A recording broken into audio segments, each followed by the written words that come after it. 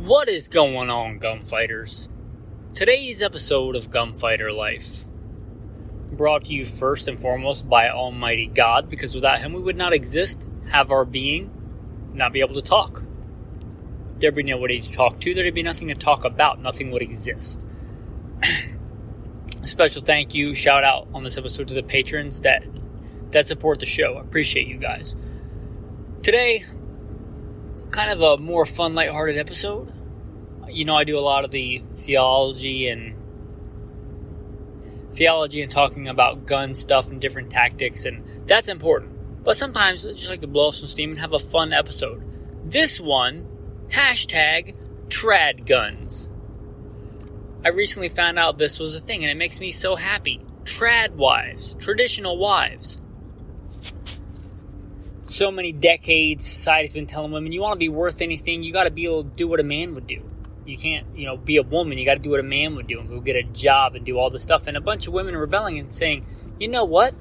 Wearing a nice, pretty dress and cooking dinner and taking care of my family is a worthwhile pursuit. And I think that's awesome.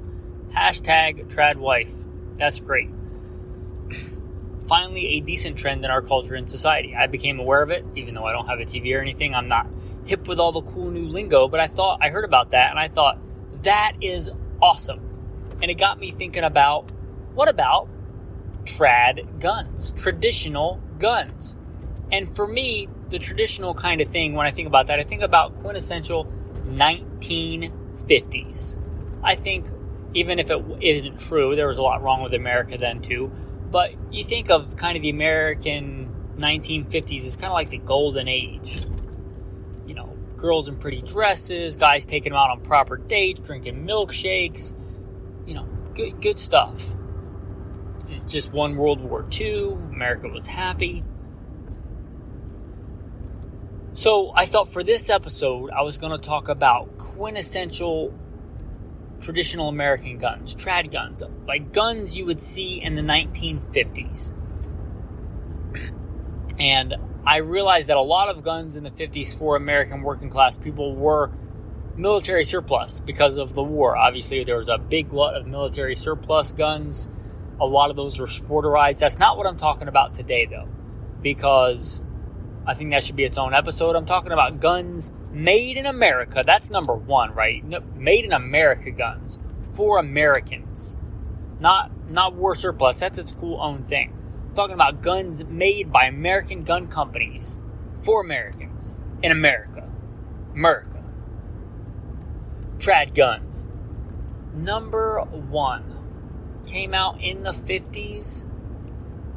And has there ever been a more beautiful, deadly machine than the Colt Python? How could I not open with the Colt Python? Just beautiful.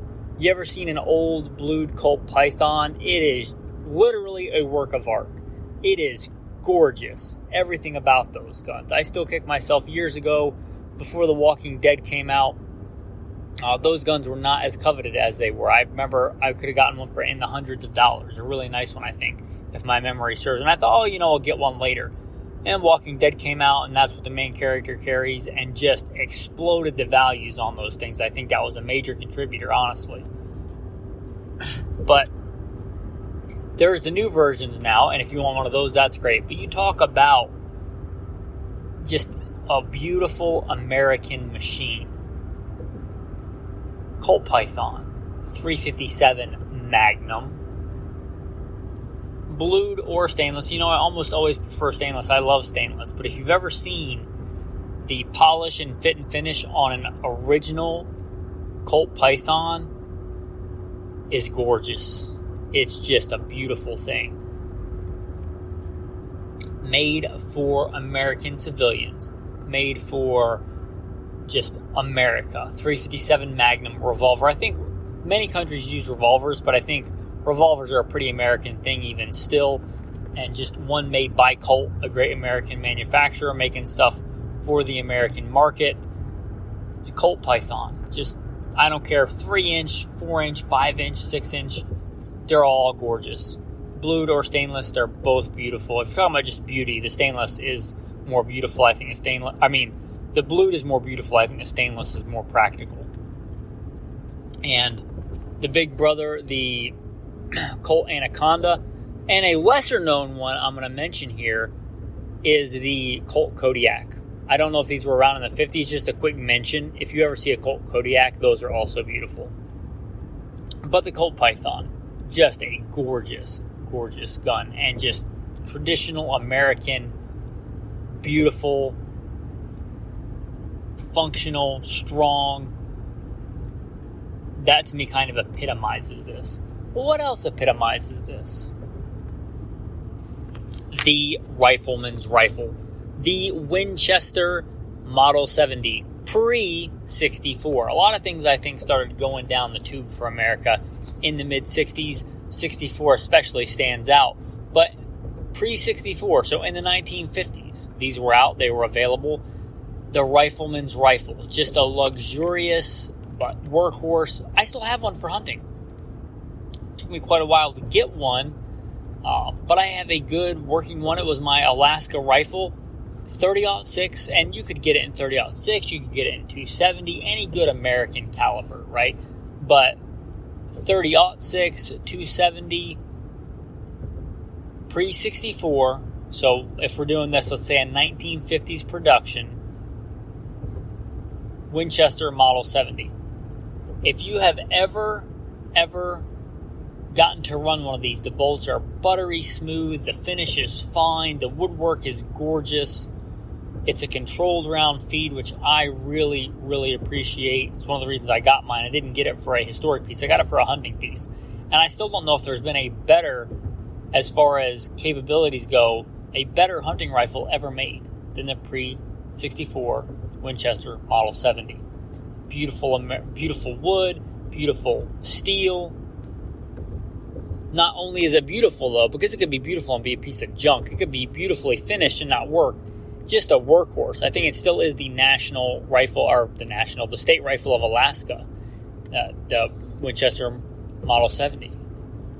A pre-64 Winchester Model 70 is just a piece of Americana that is, I think, unsurpassed still for a hunting rifle. There are many hunting rifles. There are many good hunting rifles.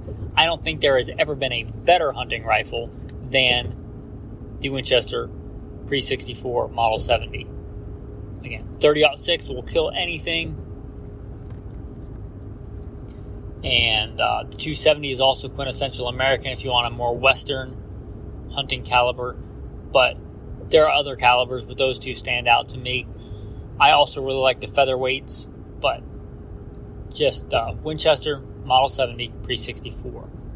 Beautiful, practical, strong, dependable, long-lasting. Just kind of those qualities that you look for. An amazing gun, still today. Switching gears to another manufacturer, we'll cover all like the big three great, I think, American, and there are others, but the big ones. Switch over to Remington. You know what came out in 1950? How fitting? 1950. The Remington 870. A well-made 870, I think, is the finest pump-action shotgun ever made by human beings on this planet, period. Inside this firmament here, made by human hands, a pump-action shotgun, mass-produced, the Remington 870 is a thing of beauty. Now, sadly, the new ones are not made with the quality I think the old ones were. That's why I don't recommend them anymore. But an old Remington 870, just an elegant tank, if there is such a thing. Like talk about a workhorse, in a John boat in the salt marsh of the East Coast, or in a Midwestern flooded cornfield, or any of those things, right? Just putting food on the table, shooting shotgun for fun, defending the home, all those things quintessential American. A man putting food on the table with the hands God gave him, and defending his home and his family as per his duty,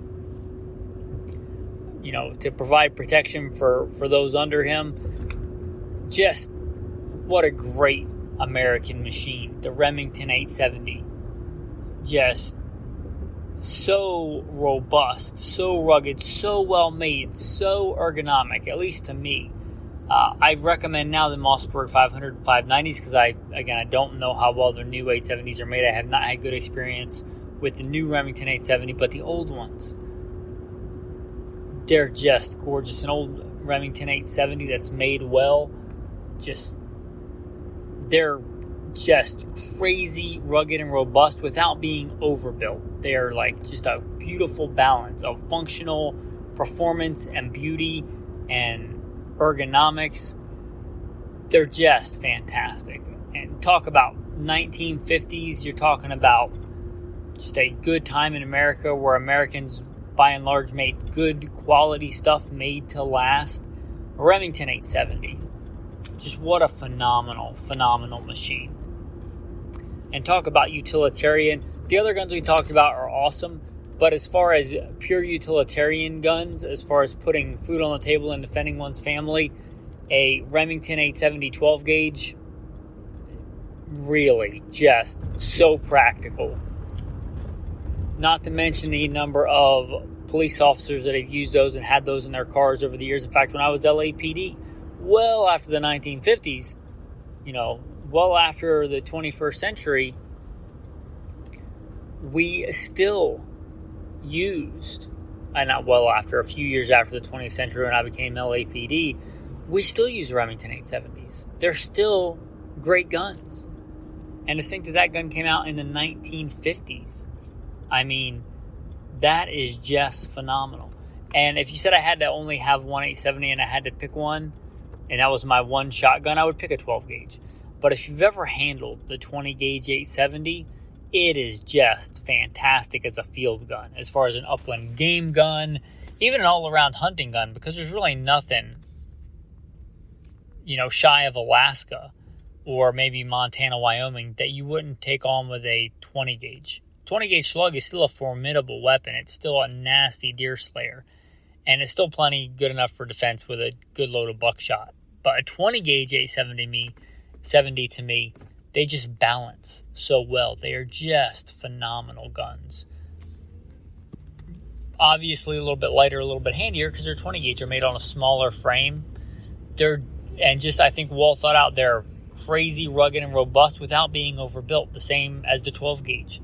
They're just great guns. And there's been many different models over the years, but really a 1950s made Remington 870 is just a beautiful American functional machine and artwork. And I think that's just a great thing. And it's so good that, again, there's still a bunch of 870s being made. They weren't just made from like 1950 to 1955. When Remington came out, I think it may have been the first gun or one of the first guns they came out with after their bankruptcy was the 870. Sadly, again, I don't think the new ones are made to the same quality, but just phenomenal design. If it's made well, just at least for me, and I know shotguns are kind of individual on how they fit and their ergonomics and how they point, but for me, the 870 is just almost like it was made for me. Just a beautiful gun. The 870 definitely should be on the list. So the next one was a bit of a struggle. I was thinking of a quintessential 1950s American 22, and I thought about it, and I couldn't really come up with a lot. The two big ones you think about, the Marlin Model 60 and the Ruger 1022, I don't think we're really around yet, as the Marlin Model 60's name implies, 1960. And I just couldn't really come up with a good one. The best I could come up with was the Marlin Model 39. And there's a bunch of different sub-variants of that. But that's a lever action, really cool lever action takedown. I don't know if they were all takedown, but my favorite ones are the takedown. Beautiful kind of lever action 22. They were around at the time. That was the best that I could come up with. So I figured I would crowdsource it. Take advantage of some of this technology they didn't have back in the 50s. So I asked the Patreon group chat what they would pick for a quintessential kind of American-made 22 of the 50s. Now, the Stevens Model 84 came up, and I was actually trying to avoid like the Stevens and the J.C. Higgins. I think of those as kind of like the budget versions of the main line big brands of the Americas of the 1950s. You know, not that they weren't good guns, but I think of them as like the second tier to the Winchesters and the Colts. Maybe I'm wrong about that. Perhaps I'm thinking of that and comparing it to the new Stevens.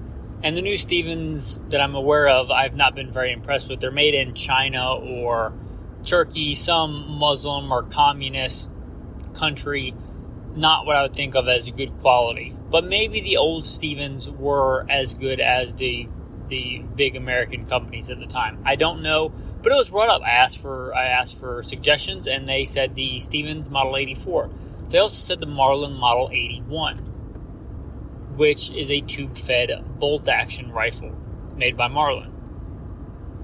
And I thought of the Marlin Model 39A, or one of the subvariants of the Marlin Model 39.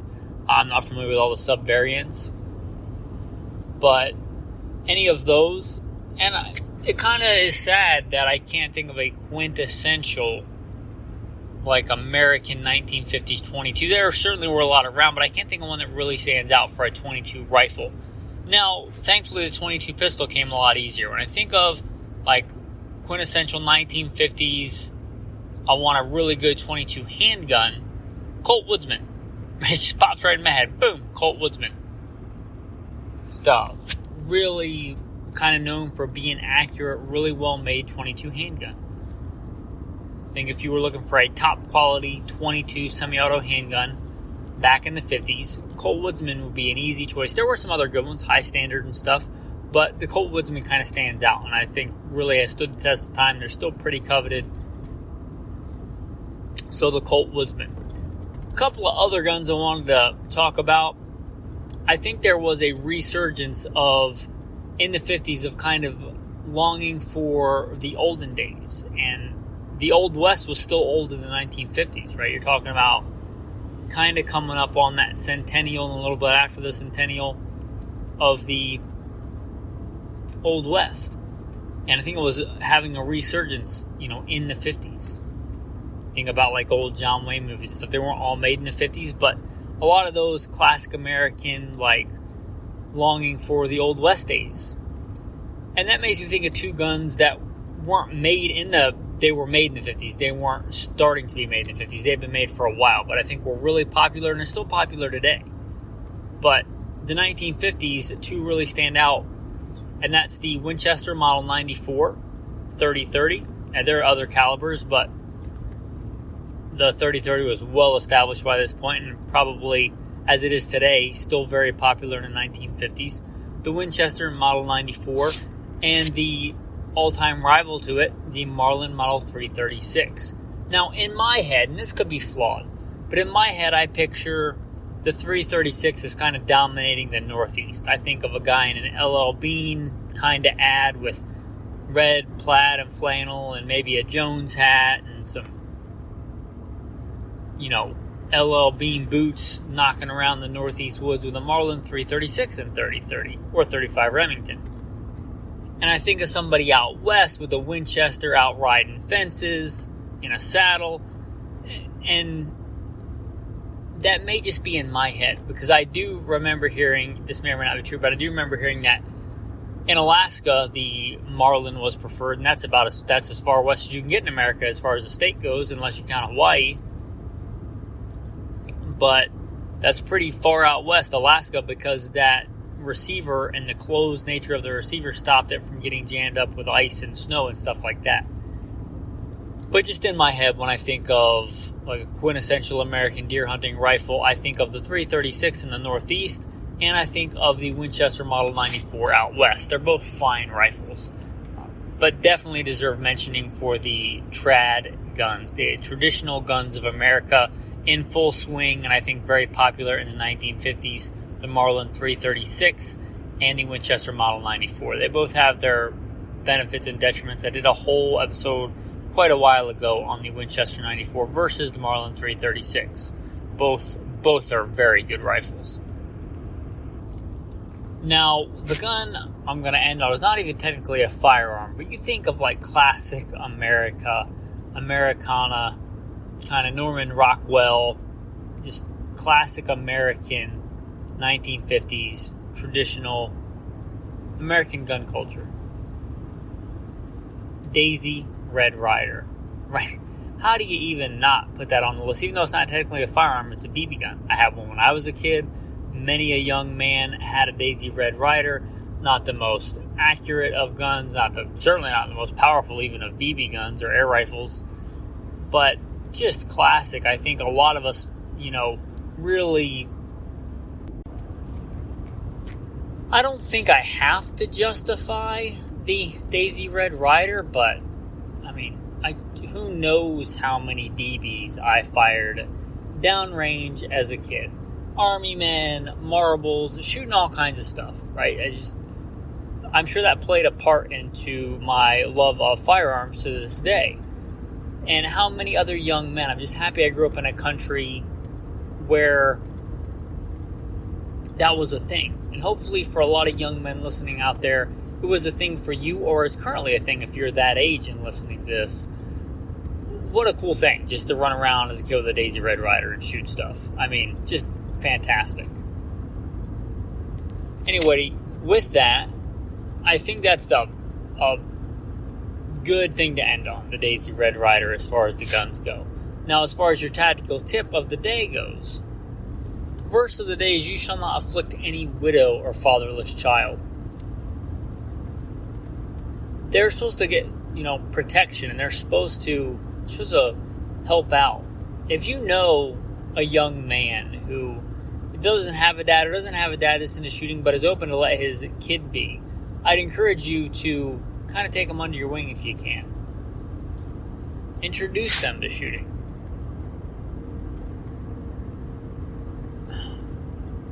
Tactical tip of the day. Now, if you're shooting a Daisy Red Ryder, it don't make any difference.